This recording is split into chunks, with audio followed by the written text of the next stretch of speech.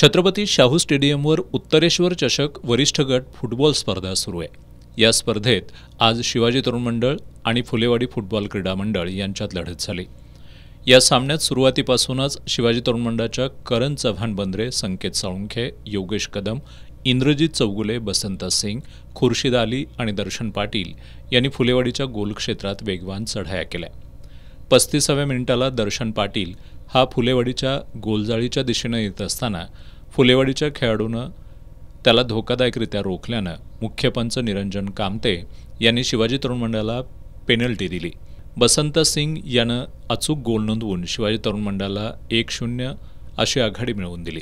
36व्या मिनिटाला बसंत सिंग यानं फुलेवाडीच्या गोलजाळीत वेगानं मारलेला चेंडू फुलेवाडीचा गोलरक्षक तिवारी यानं उंच उडी मारून दोन्ही हातांनी रोखताना चेंडू निसटला।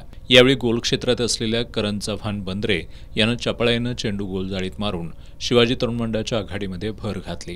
त्यानंतर अवघ्या काही मिनिटातच फुलेवाडीच्या विराज साळुंखेनं 39व्या मिनिटाला मैदानी गोल केला।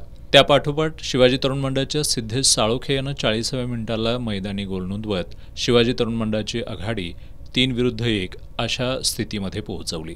पूर्वार्ध संपेपर्यंत ही आघाडी कायम राहिली।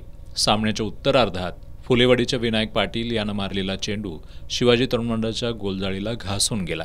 त्यानंतर विशाल पाटीलच्या पासवर करण चव्हाण बंद्रेनं 49व्या आणि 50व्या मिनिटांना गोल करून संघाला 5-1 अशी भक्कम आघाडी मिळवून दिली। सामना संपण्यासाठी शेवटची काही मिनिटं शिल्लक असताना खुर्शीद अली यानं 72व्या आणि अभिषेक देसाई यानं 79व्या मिनिटाला गोल करून शिवाजी तरुण मंडळाला 7-1 अशी आघाडी मिळवून दिली।